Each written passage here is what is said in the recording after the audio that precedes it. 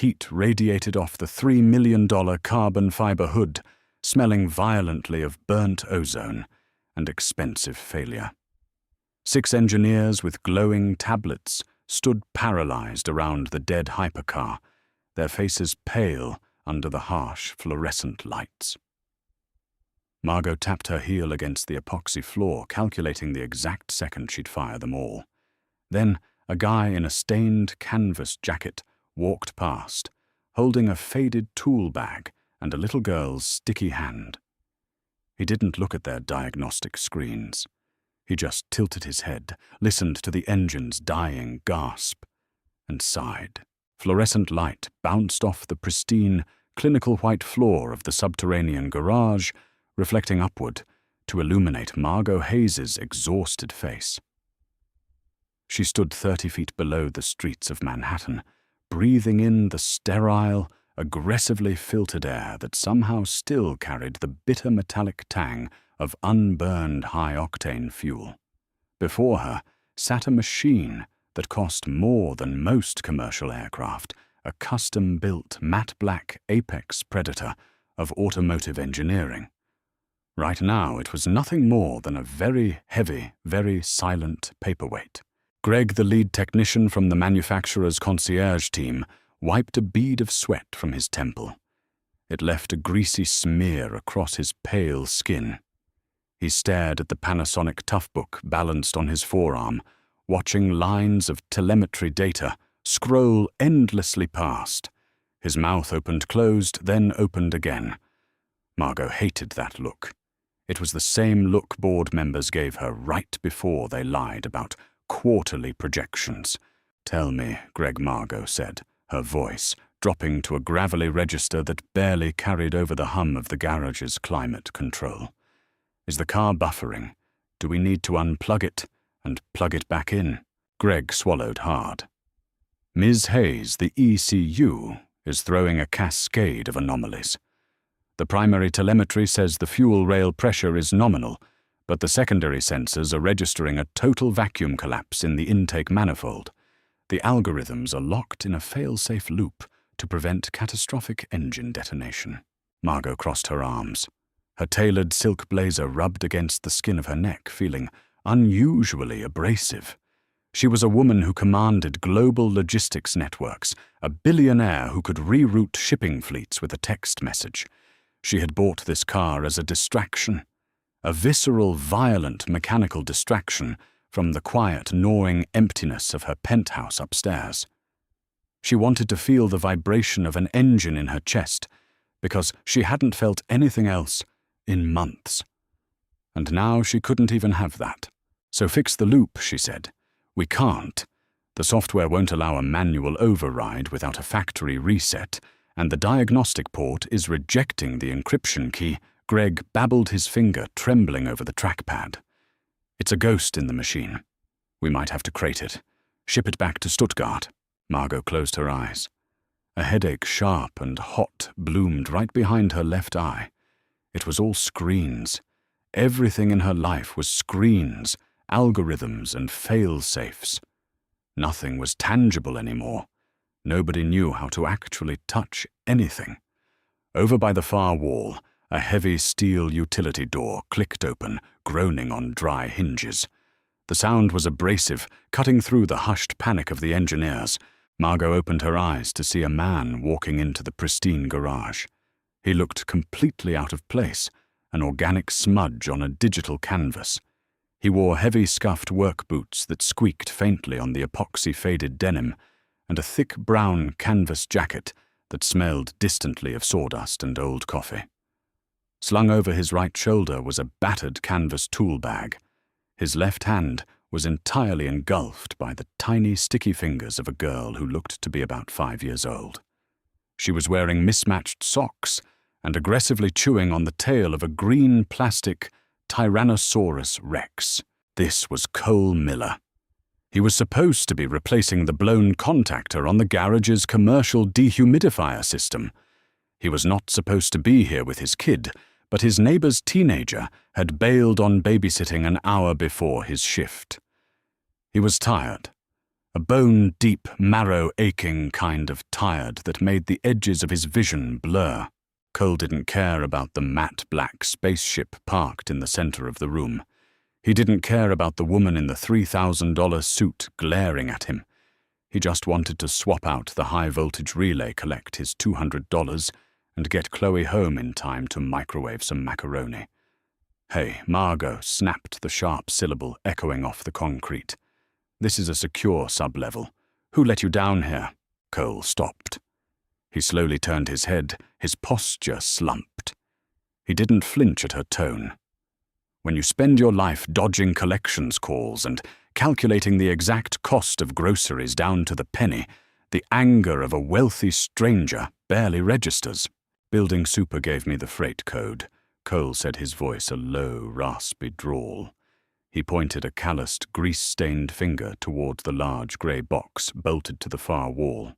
"HVACs, pulling too much amperage, tripping the breakers for the whole floor. I'm here to fix it." Margot stared at him. She expected him to apologize, to scurry to the corner out of her way. Instead, he just stood there, his eyes heavy and indifferent. "Daddy, my shoes are squishy," Chloe announced loudly, removing the dinosaur from her mouth to point at her pink sneakers. "I know, Bug." "We'll take 'em off when we get home," Cole murmured, squeezing her hand gently. He looked back at Margot. "I'll stay out of your way. Need about 20 minutes." He turned to walk toward the utility box. "Crank it again," Greg whispered frantically to another engineer. "Bypass the secondary firewall. Just try to force the ignition sequence." The engineer in the passenger seat hit the glass starter button. The hypercar's starter motor whined a high-pitched, desperate whee, "oh, whee, oh, whee, oh," followed by a violent metallic shudder that sounded like a washing machine full of gravel. Then a hollow pop and silence. Cole stopped dead in his tracks. He didn't look at the car. He just stood still, his head tilted slightly toward the ceiling. His jaw tightened. Margot watched him. She noticed the sudden shift in his posture. The exhaustion seemed to burn off him for a fraction of a second, replaced by a sudden, intense stillness. "Stop," Cole said. He didn't yell, but the gravelly weight of his voice carried effortlessly across the room. Greg looked up from his tablet, scowling. "Excuse me. We are running a proprietary diagnostic. Please stick to the air conditioning." Cole turned around. He let go of Chloe's hand and crouched down to her eye level. "Stay right by my bag, okay, Bug. Don't touch the shiny cars." He stood up and walked slowly toward the matte black machine. He didn't look at the screens. He didn't look at Greg. He looked at the seam where the carbon fiber hood met the chassis. "You're flooding it," Cole said, stopping a few feet away. "And you're going to snap the timing chain if you keep trying to force it to breathe when its throat is closed." Margot stepped forward, her curiosity suddenly overpowering her rage. "What did you just say?" Cole kept his hands buried in his jacket pockets. Up close, the car smelled even worse. The sharp, acrid scent of unignited fuel pooling in the cylinders was unmistakable. He looked at the gaggle of engineers, their eyes darting between him and the woman in the silk suit. They looked like cornered animals, terrified of being exposed. "I said you're choking it," Cole repeated, his voice, flat, devoid of any desire to impress. "Your starter is spinning fine. You've got spark, but that hollow popping sound right at the end. That's vacuum lock. It's trying to pull air, but there's a physical blockage. The engine is basically suffocating, and your computer is dumping fuel in to compensate, which is why it smells like a refinery in here." Greg let out a short, condescending laugh. He adjusted his glass as a defensive barrier against the blue-collar intrusion. "Sir, with all due respect, this is an Apollo 5. It has 42 onboard microprocessors. The intake telemetry is strictly monitored by—" "Laptops don't fix cars, man," Cole interrupted. He rubbed the bridge of his nose, feeling a headache of his own starting to form. "They just tell you what the car thinks is wrong. The car is an idiot. It only knows what the sensors tell it. If a sensor is being lied to, the computer lies to you. Margot watched the exchange, her breath catching slightly. For the first time all day, someone was speaking without a filter. Cole wasn't trying to manage her expectations. He wasn't afraid of her wealth or the multi-million-dollar machine. He was looking at the Apollo 5 the same way he looked at the broken dehumidifier, like a piece of metal that was failing to do its only job. "Show me," Margot said softly. Greg spun around aghast. "Ms. Hayes, you cannot be serious. This man is an HVAC repairman. This engine bay is a sealed, pressurized environment. If he touches the wrong component, it voids the warranty entirely." Margot didn't look at Greg. Her icy blue eyes were locked on Cole. "I own the manufacturer, Greg. I am the warranty. Show me what's wrong." Cole sighed. He really didn't have time for this. Chloe was humming a chaotic song by his tool bag, scraping the plastic dinosaur against the concrete. But the mechanical wrongness of the engine was an itch in his brain he couldn't ignore. It was a puzzle, and beneath the exhaustion, Cole was a man who needed things to make sense. "Pop the hood," Cole said. Greg hesitated, looking at Margot. She gave a sharp, definitive nod. Defeated Greg tapped a command on his screen. The rear clamshell of the hypercar hummed, unlatching with a pneumatic hiss, and rose into the air, revealing a labyrinth of titanium exhaust headers, braided steel lines, and polished carbon intakes. It looked like the engine room of a starship. Cole walked up to the rear quarter panel. The heat radiating from the block was immense, pressing against his face like a physical weight. He didn't reach in immediately. He just leaned over, letting his eyes trace the path of the air. Intake scoops to the dual plenums through the throttle bodies. "You said it through a vacuum code before it shut down?" Cole asked, not looking at anyone. "Yes," Greg admitted grudgingly. A total pressure collapse on the secondary intake. Cole reached into his jacket pocket and pulled out a heavy battered steel flathead screwdriver with a chipped yellow handle. The engineers audibly gasped. One of them actually took a step back, as if Cole had pulled a knife. "What are you doing with that?" Greg yelped. Cole ignored him. He leaned deep into the engine bay, his face inches from the scalding titanium. He smelled the faint, sweet scent of heated silicone. He reached his left hand down into the dark, cramped space beneath the massive intake manifold feeling, blindly along the rigid vacuum lines. His fingers found it. A small secondary purge valve. It was an electronic solenoid designed to vent excess pressure, but his calloused fingertips felt something the sensors couldn't see. The plastic housing was warped just a fraction of a millimeter from the extreme ambient heat of the engine bay. The internal plunger was jammed sideways. The computer was telling the engine to open the valve. The computer thought the valve was open, but physically it was fused shut. The engine was trying to inhale through a crushed straw. "German engineering," Cole muttered bitterly.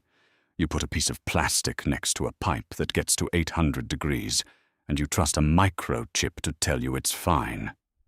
He reversed his grip on the screwdriver, holding it by the metal shaft. "Tell your guy to crank it," Cole said, his arm still buried elbow deep in the machine.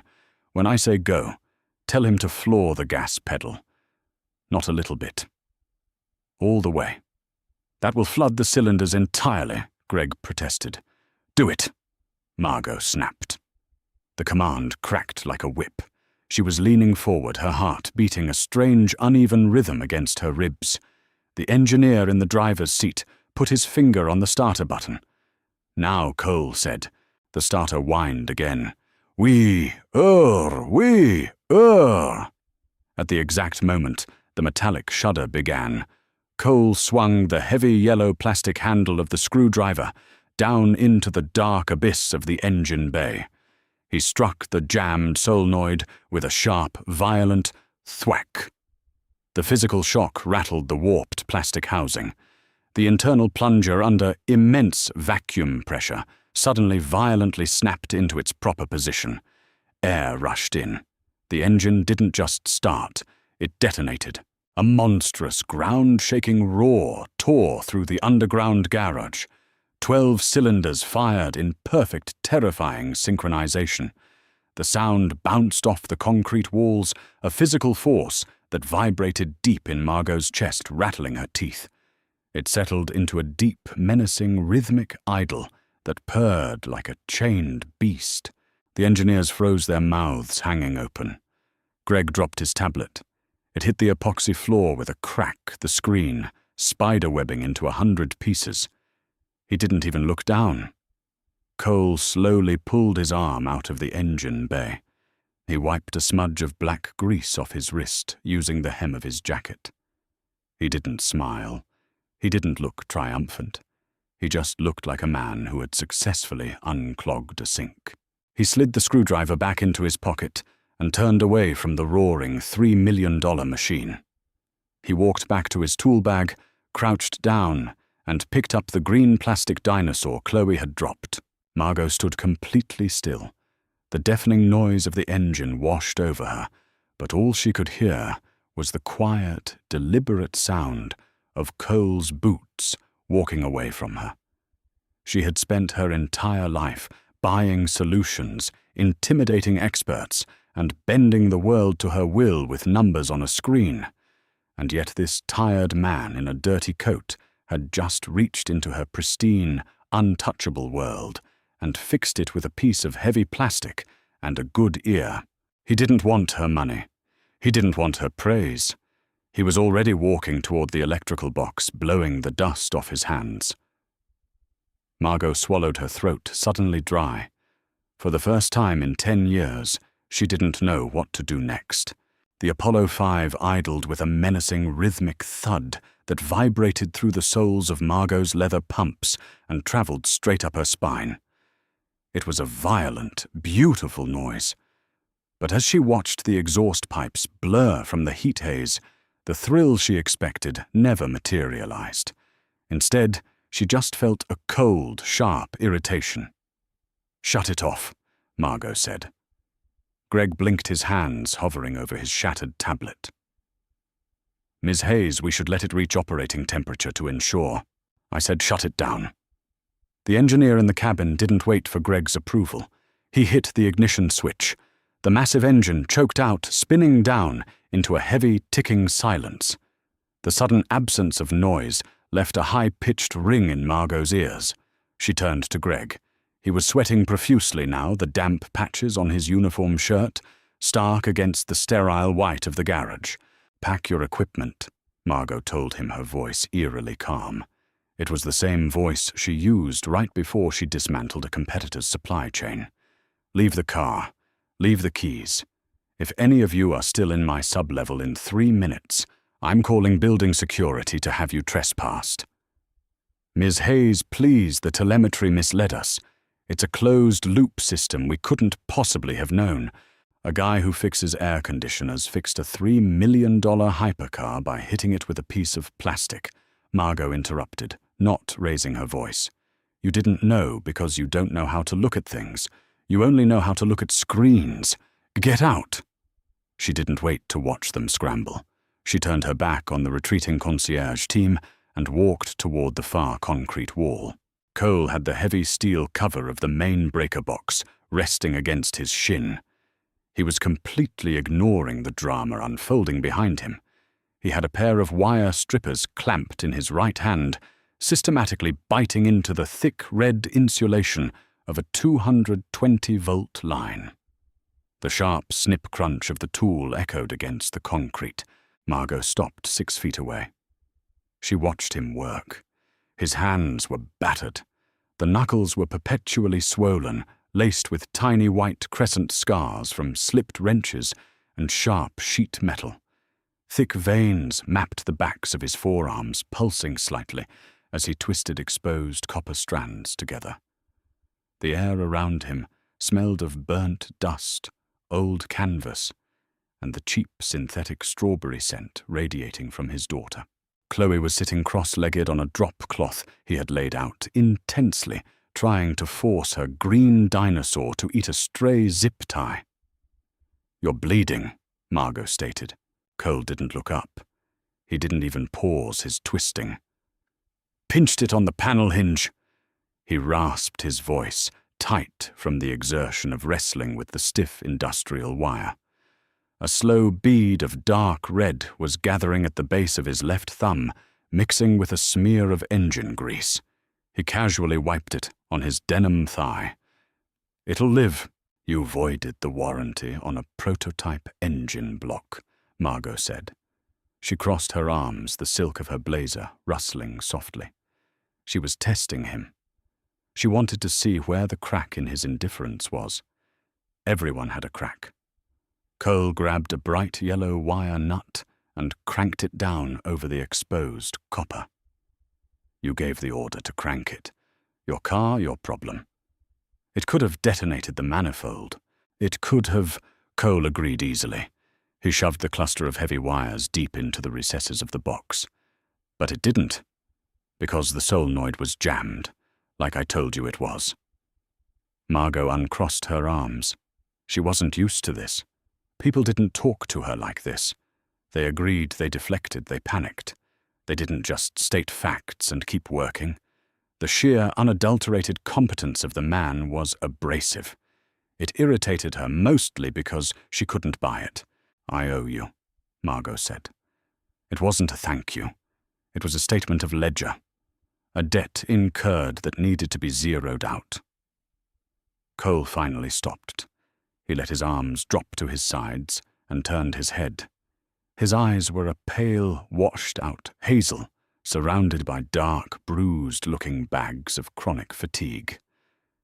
He looked at her not with awe and not with resentment, but with the flat, deadened patience of a man who just wanted to clock out. "You don't owe me anything, lady. I didn't fix your car for you. I fixed it because the noise that starter was making was giving me a migraine, and I need to get this relay swapped so I can take my kid home." He reached into his tool bag, pulling out a heavy black multimeter. "Now, unless you want to hold the flashlight, step back. I'm about to flip the mains, and sometimes these old industrial breakers throw sparks." Margot didn't step back. The scent of ozone from the open electrical panel was sharp and metallic. "What's your name?" "Cole." He grunted, twisting the dial on the multimeter. It chirped loudly. "I'm Margot." Cole briefly met her eyes. "Okay, Margot. Step back." Before she could respond, a small, sticky hand wrapped around the cuff of her $3,000 blazer. Margot looked down. Chloe was standing beside her, staring up with massive, unblinking brown eyes. The little girl held up the plastic T-Rex. Its jaws were smeared with what looked suspiciously like grape jelly. "My tummy is loud," Chloe announced. Margot froze. She didn't do children. She didn't do sticky. Her life was curated, dry-cleaned, and kept behind keycard-restricted doors. She stared at the jelly on the plastic teeth, then at the girl's small hand gripping her immaculate silk sleeve. Chloe let go of the nice lady's coat. Cole snapped his voice, dropping into a stern, panicked register. He lunged forward, wiping his greasy hands frantically on his jeans. "I'm sorry. I told her to stay on the mat." Margot looked from the panicked father to the unbothered child. For the first time all day, the tight, suffocating band around her chest loosened just a fraction of an inch. "It's fine," Margot said. Her voice was unusually soft. Cole froze his hands, hovering awkwardly in the air. He looked at Margot's sleeve, fully expecting to see a dark purple stain ruining a fabric that probably cost more than his rent. Miraculously, the silk was clean. Chloe had only grabbed the very edge of the cuff with her dry fingers. He gently pried his daughter's hand away, pulling her against his leg. "We're leaving in 2 minutes, Bug. I promise. Just got to put the cover back on." Margot watched the way his large, calloused hand cupped the back of the little girl's head. It was a rough hand, scarred and stained, but the gesture was shockingly gentle. It was a stark contrast to the sterile, calculated world she inhabited upstairs, where every handshake was a transaction and every smile was a negotiation. Cole grabbed a heavy power drill from his bag. The loud, abrasive brack of the clutch echoed off the walls as he drove the 4 hex bolts back into the corners of the grey breaker box. He didn't look at Margot again. He was in pure survival mode. Now his movements rushed and jerky. He just wanted to put distance between himself and this basement. "Done," Cole muttered, dropping the drill into the canvas bag with a heavy thud. He walked over to the main climate control panel on the wall and punched a thick green button. Deep inside the walls of the parking structure, a massive industrial fan groaned to life. A second later, the vents overhead blasted a stream of chilled, heavily filtered air into the room. The metallic tang of unburned fuel was instantly cut by the aggressive sterility of the HVAC system. "Property manager has my invoice," Cole said, slinging the heavy bag over his shoulder. It hit his ribs with a dull smack, and he winced slightly, rolling his shoulder to distribute the weight. He reached down and took Chloe's hand. "Have a good night." "Wait." Margot stepped into his path. It was an instinctual move. When she wanted a meeting to continue, she physically commanded the space. Cole stopped. He looked incredibly tired. The adrenaline of the engine fix had worn off, leaving only the grim reality of a long commute and a hungry kid. "Lady, please. I fixed the breaker.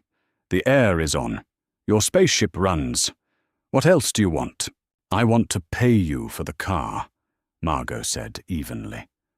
She reached into the interior pocket of her blazer, her fingers brushing the cool leather of her checkbook. "I just fired a team of engineers who bill out at $400 an hour. You saved a prototype block from catastrophic failure. Give me a number." Cole stared at her. He looked at her perfectly manicured nails, the sharp cut of her lapel, the cold, calculating geometry of her face. She was speaking a language he understood perfectly well, but had zero interest in speaking.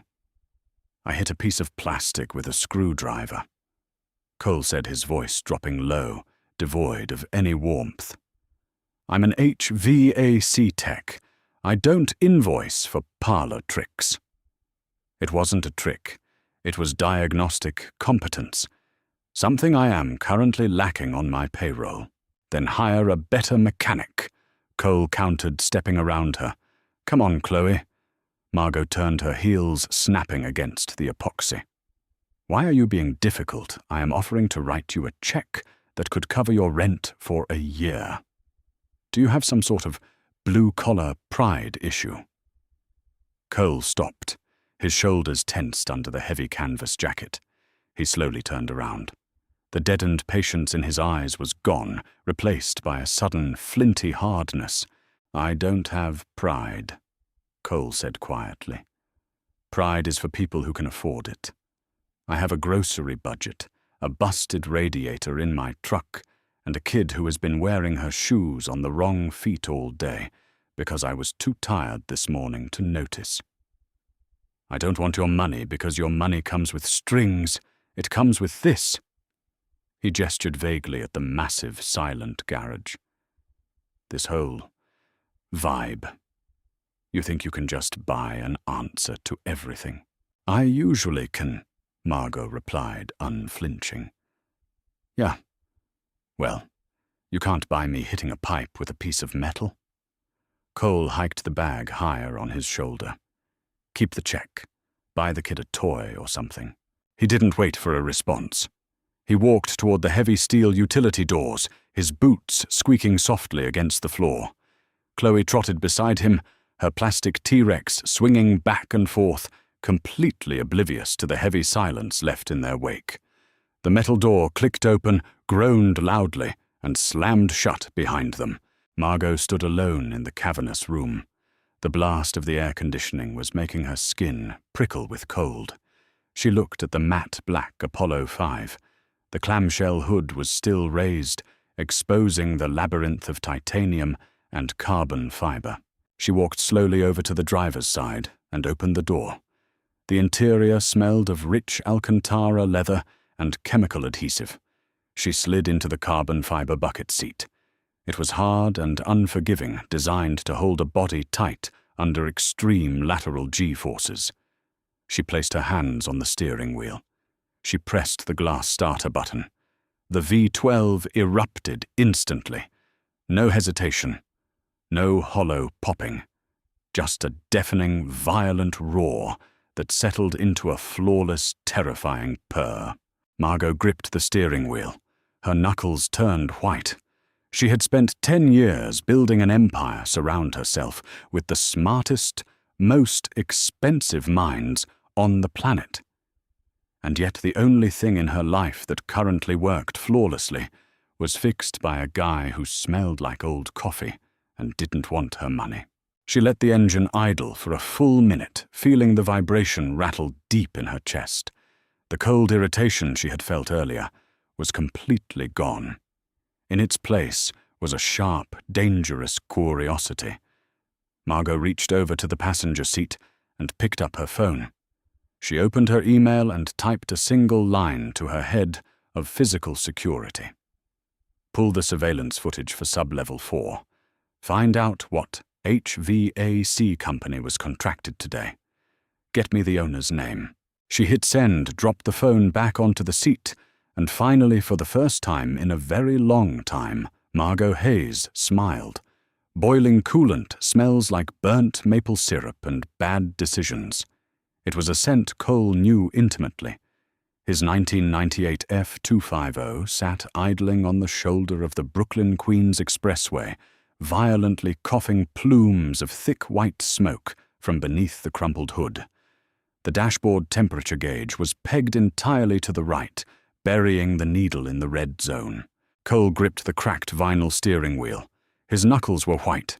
The throbbing ache in his sliced thumb, wrapped hastily in electrical tape, pulsed in time with the engine's dying sputters. Next to him, Chloe was fast asleep in her booster seat. Her mouth hung open, a faint line of drool connecting her chin to the seatbelt strap. She had finally dropped the plastic dinosaur somewhere on the floorboards. He rested his forehead against the cold side window. The glass vibrated against his skin. He needed a new water pump. He needed a radiator fan clutch. He needed about $400 in parts and a free Sunday to install them, neither of which he had. Rent was due in 6 days. The electric bill was already printed on pink paper, a final warning before disconnection. For a fleeting, shameful second, he thought about the woman in the garage. Margot. He thought about the silk suit, the perfectly manicured nails, and the absolute casualness with which she had reached for a checkbook to write a number that would have made this nightmare evaporate. Cole squeezed his eyes shut, forcing the thought away. Taking that money was a trap. It always was.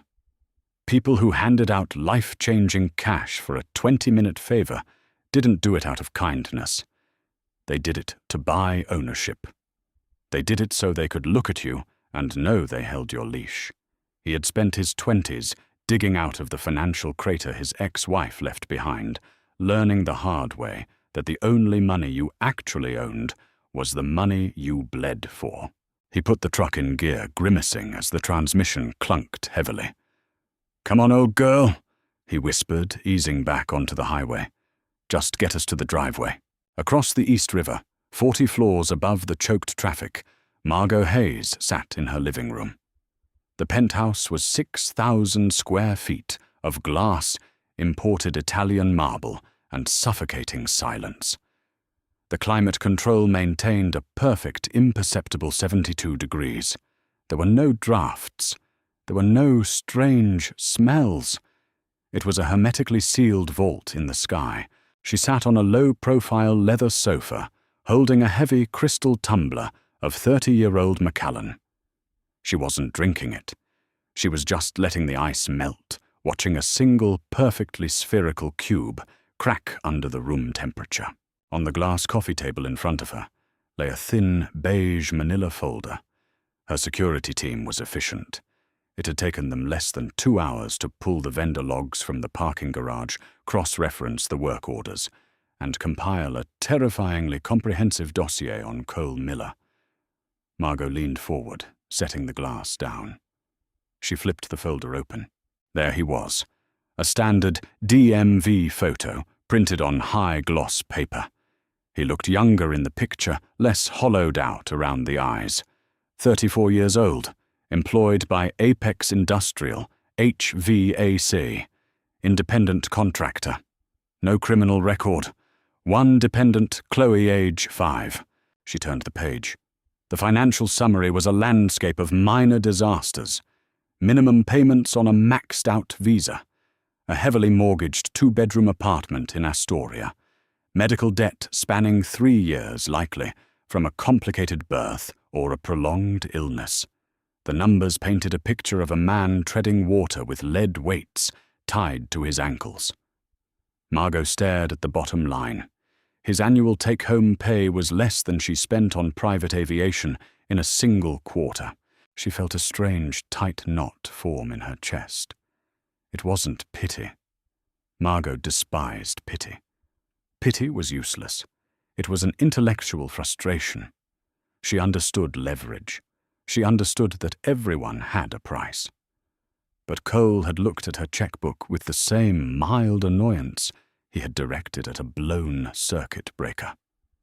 He didn't want her charity, and he didn't fear her authority. Margot stood up. The hardwood floor was cold against her bare feet. She walked over to the floor-to-ceiling windows, looking down at the grid of city lights below. Everything out there operated on rules she controlled. Supply-demand, capital influence. She turned around and looked at her apartment. It was flawless, and it was incredibly numbingly boring. Her eyes drifted to the wall near the hallway. Mounted at eye level was a sleek digital thermostat panel.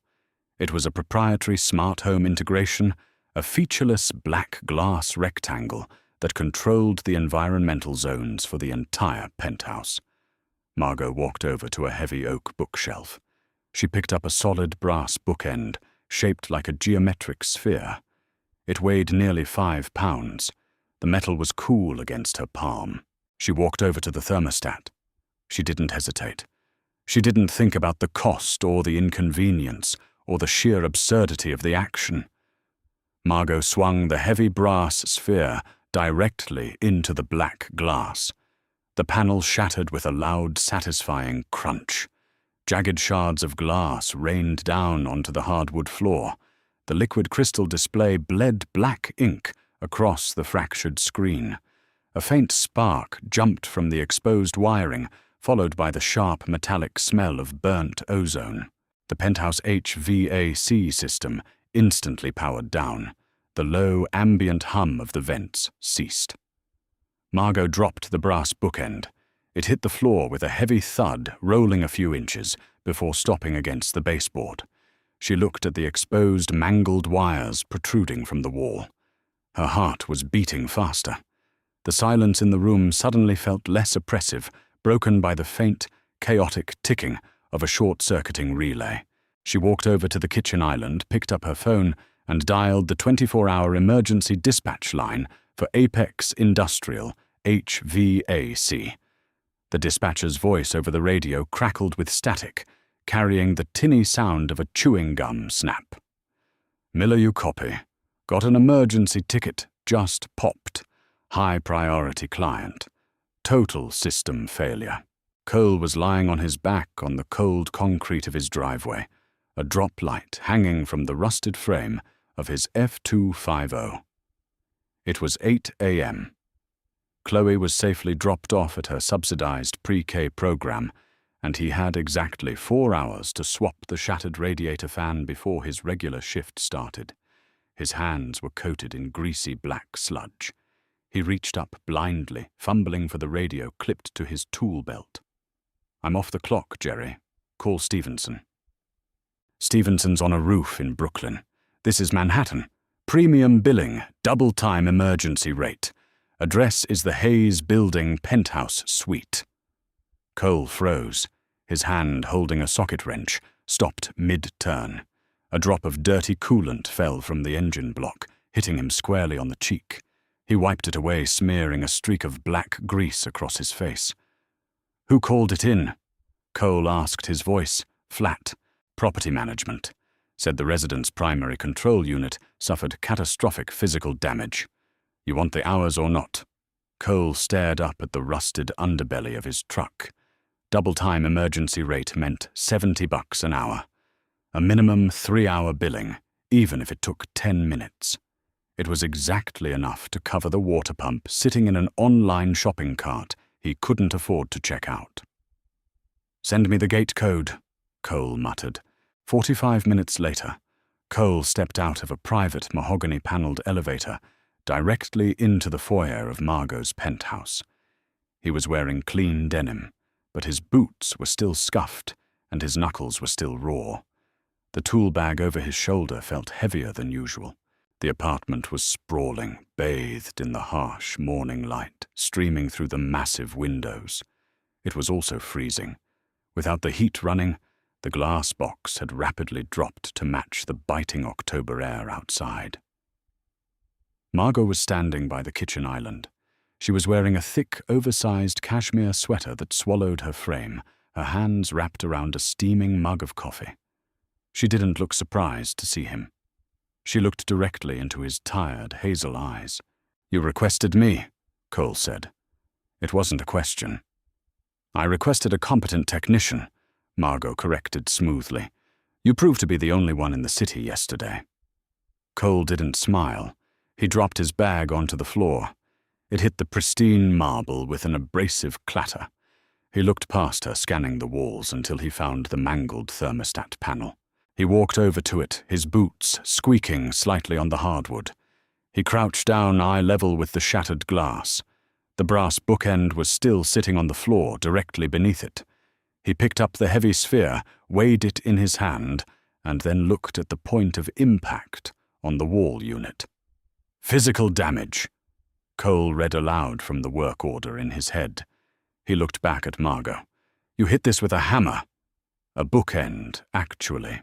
Cole set the brass sphere on a nearby table.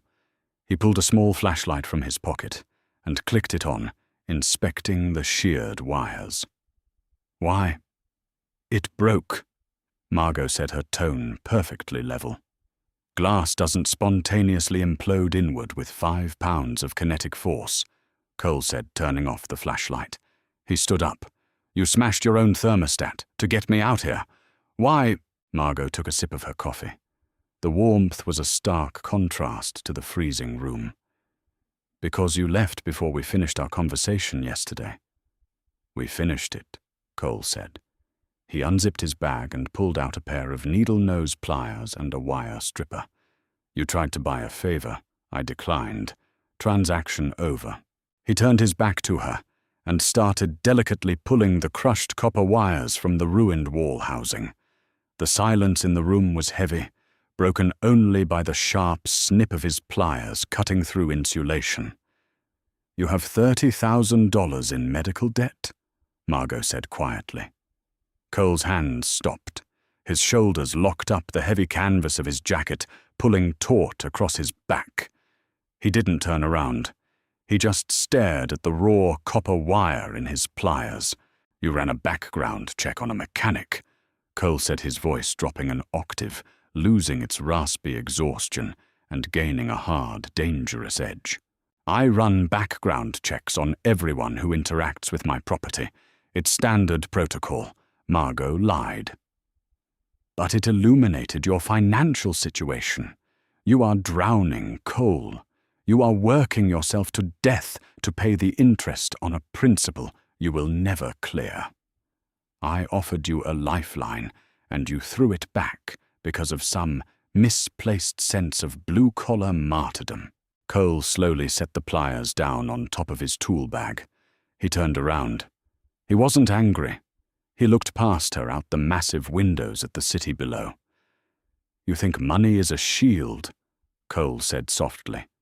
"You think because you can pay a hospital bill or buy a hypercar, or smash a computer and pay a guy to fix it that you're safe. But you're not. He took a step closer to her. He smelled heavily of industrial soap and the bitter tang of engine grease. "I'm broke," Cole admitted, looking her dead in the eye. "My truck is dying. My kid wears hand-me-downs. But when my truck breaks, I know how to fix it. When the heat goes out, I know how to wire a bypass. I know how to put my hands on the things that keep me alive and make them work." He gestured around the massive, freezing penthouse. "If the power grid drops tomorrow, Margot, I survive. You freeze in a glass box because you don't even know how to reset a breaker without writing a check." He picked up his pliers, turned back to the wall, and rapidly spliced a new wiring harness onto the severed lines. "You didn't break this because you wanted to finish a conversation. You broke this because you wanted to see if you could force me to fix it. You wanted control." He snapped a temporary plastic control module onto the bracket and hit the power switch. Deep in the walls, the massive air handlers roared to life. Warm air immediately flooded the room. Cole packed his tools away, zipping the bag shut with a sharp, final jerk. He pulled a crumpled invoice pad from his pocket, scribbled a number on it, and slapped it onto the kitchen island. "Standard diagnostic and bypass. $150, Cole said. He slung the bag over his shoulder. "Call a smart home tech to install the permanent screen. I only deal in mechanics." He walked toward the elevator. Margot looked at the invoice. It was written in harsh, jagged handwriting. She looked back up at Cole's retreating back. The irritation she felt was gone, replaced by a deep, unsettling realization. He was absolutely right. "Cole," she called out right as he pressed the elevator call button. He didn't turn around. "Your truck," Margot said. "Is it mechanical or software?" Cole paused. The elevator doors hummed open. He looked over his shoulder, his face unreadable. "It's a cracked radiator fan. It's mechanical." Margot nodded slowly. "Good. Rust has a specific taste. It's chalky bitter and tastes faintly of old blood." Cole spat a gritty mouthful onto the cracked concrete of his driveway, cursing violently under his breath. He was wedged beneath the front bumper of the F25, his shoulders pinned awkwardly against the frozen ground.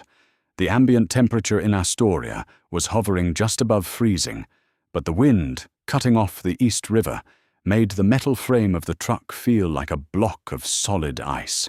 He dug the socket wrench onto the last housing bolt of the water pump. He strained his core tightening, putting every ounce of his remaining strength into his right arm. The bolt didn't budge. It was fuse-welded by 28 years of road salt and thermal cycling. Cole let his head drop back against the concrete. His breath plumed in the harsh halogen glare of the droplight. His sliced thumb throbbed with a dull, rhythmic ache. Inside the ground-floor apartment, the lights were off, save for the faint blue glow of the television in the living room, where Chloe was watching cartoons under two moving blankets. It was 8:30 at night. He had been fighting this single piece of metal for 3 hours. The rumble of an engine broke through the distant clatter of the elevated N train. It wasn't the rattling hum of a neighborhood sedan. It was deep, heavy, and undeniably expensive. Cole didn't move. He just watched the beams of high-end LED headlights sweep across the peeling paint of his siding, casting long, sharp shadows across the driveway. The engine cut out, followed by the heavy, definitive thunk of a luxury car door closing. Slow, deliberate footsteps approached over the broken pavement. A shadow fell over Cole's face, blocking the harsh glare of the droplight. He didn't need to look up to know who it was. The sharp scent of Tom Ford perfume cut straight through the heavy odor of penetrating oil and dried coolant. "You're in my light," Cole said, his voice flat. Margot took a half-step back. She was wearing a long, tailored wool coat that fell to her calves, her hands shoved deep into the pockets. She looked wildly out of place, standing in a crumbling Queen's driveway, bordered by overgrown weeds and a rusted chain-link fence. She looked down at him, her face unreadable in the dim lighting. "You said it was mechanical," Margot stated. "And you said you only dealt in checkbooks. Guess we're both out of our element."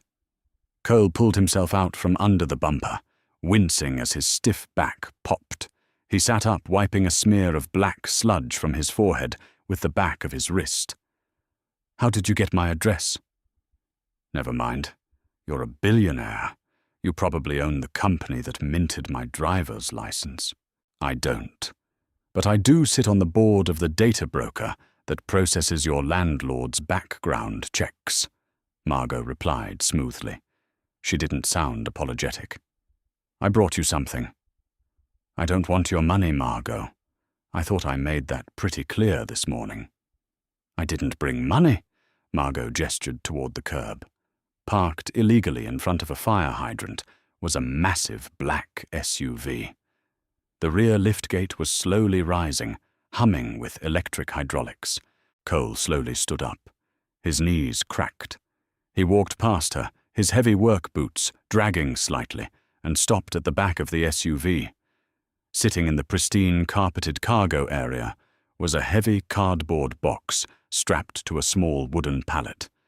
Printed on the side in bold red lettering was the logo of a heavy-duty diesel supplier in Ohio. He leaned in. The shipping label was addressed to Margot Hayes, overnight priority freight. He reached out and pulled the cardboard flap back. Inside sat a brand-new severe-duty aluminum radiator, the fins perfect and unbent. Next to it was a cast-iron water pump and a severe-duty fan clutch assembly. It wasn't just replacement parts. It was a fleet-grade heavy machinery cooling system, the kind of setup designed for trucks hauling massive trailers through the desert. It was entirely mechanical.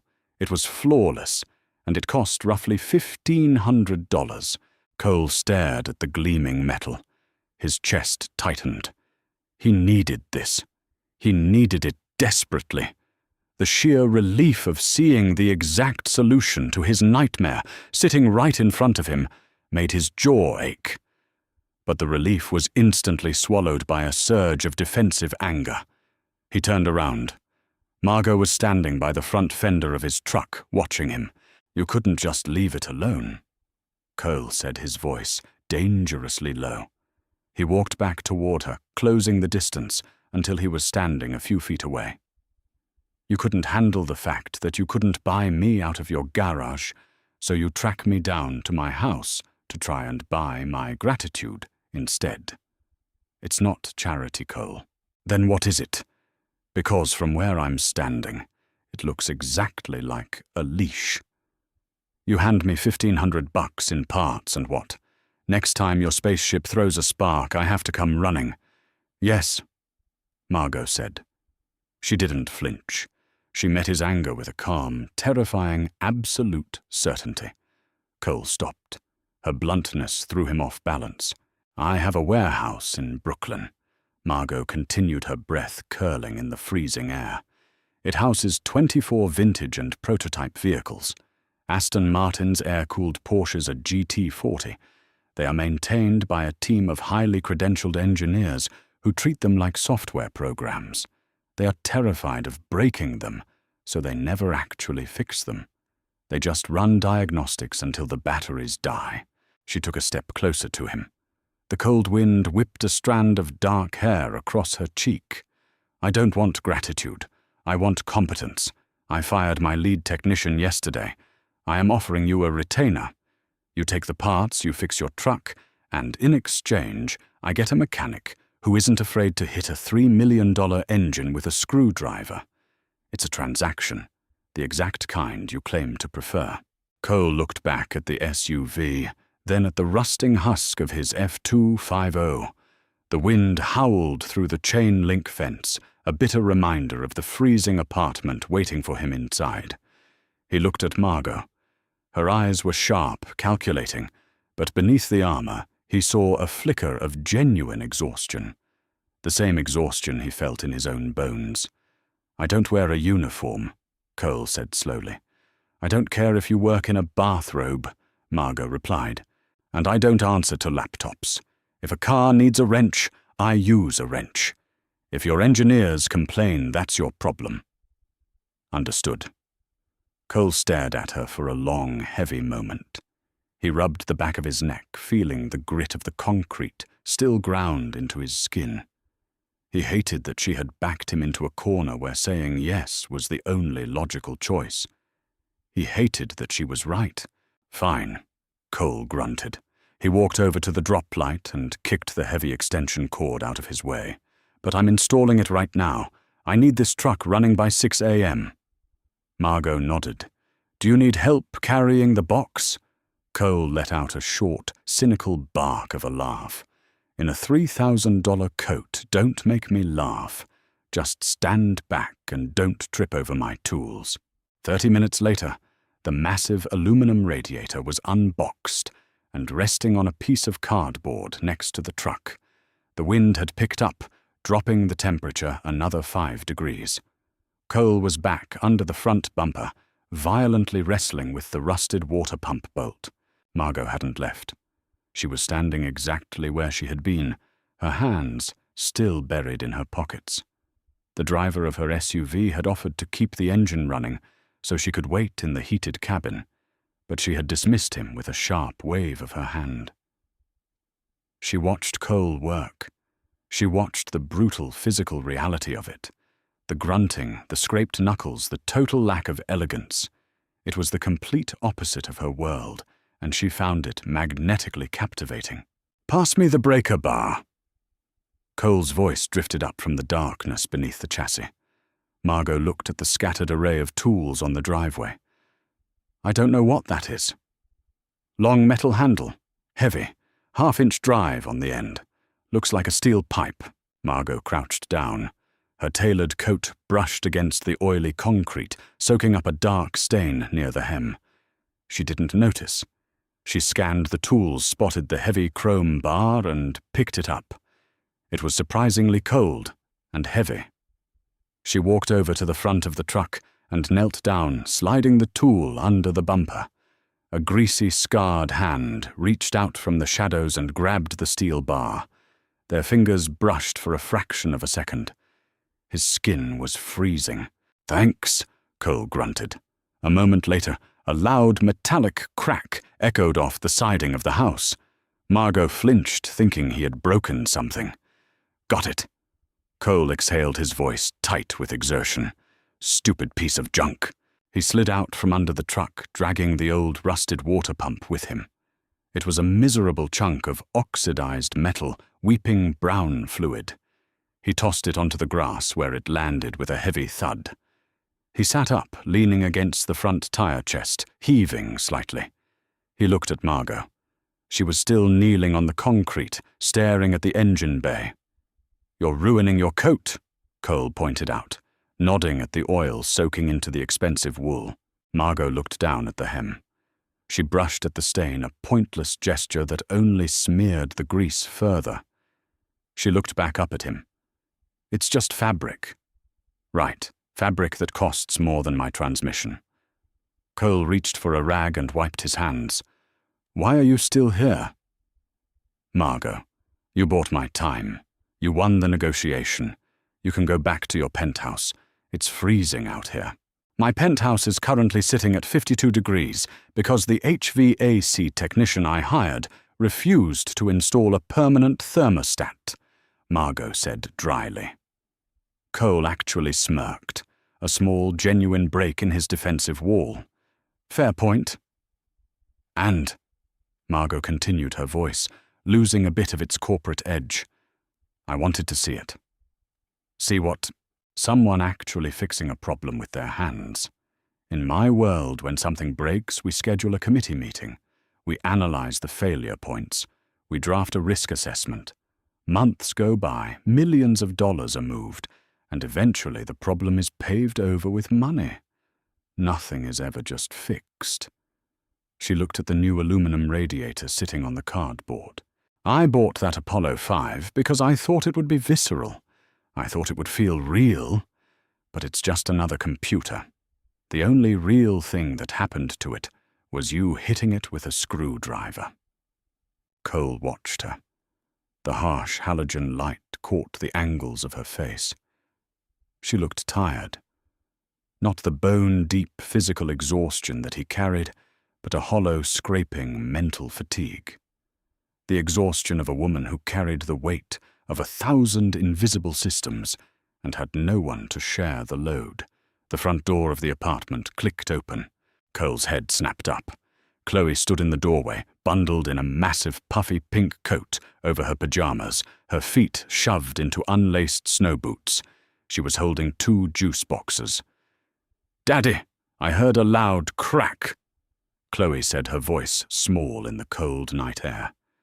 She rubbed her eyes, stepping carefully down the single concrete stair. Cole instantly pushed himself off the tire, his entire demeanor softening. "It's okay, Bug. Just a stubborn bolt. Daddy won the fight." Chloe waddled over her eyes, locking onto Margot. She stopped staring at the woman kneeling in the oily driveway. She held out one of the juice boxes. It was grape. "Are you the nice lady from the shiny car?" Chloe asked. Margot froze. She looked at the small, crinkled cardboard box being offered to her.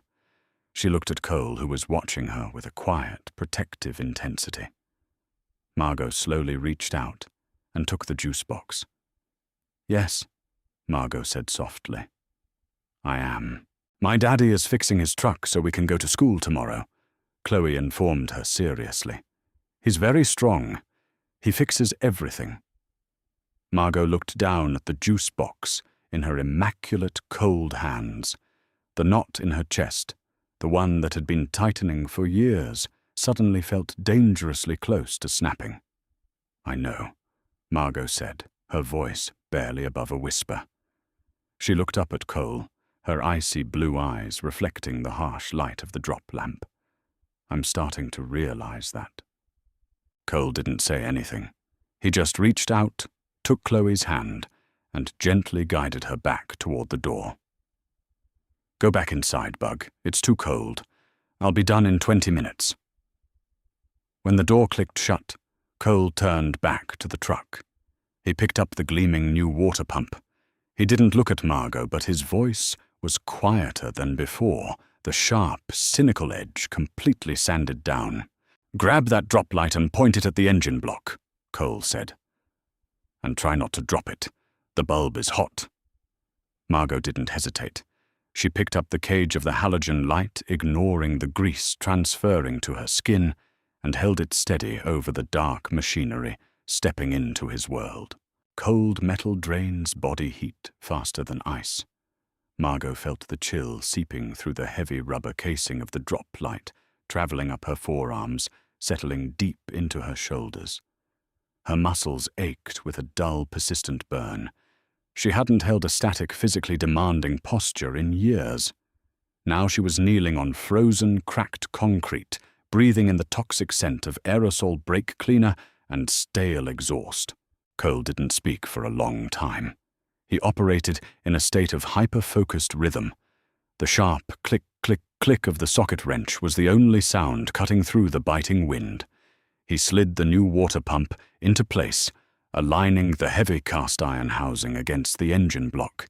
He threaded the bolts in, by hand, first his grease-stained fingers moving with blind, intuitive memory. "Lower the light."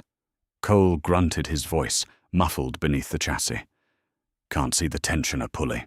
Margot dipped the halogen cage an inch, casting long skeletal shadows across the hood. She watched a bead of sweat cut a clean line through the grime on Cole's forehead, defying the freezing ambient temperature.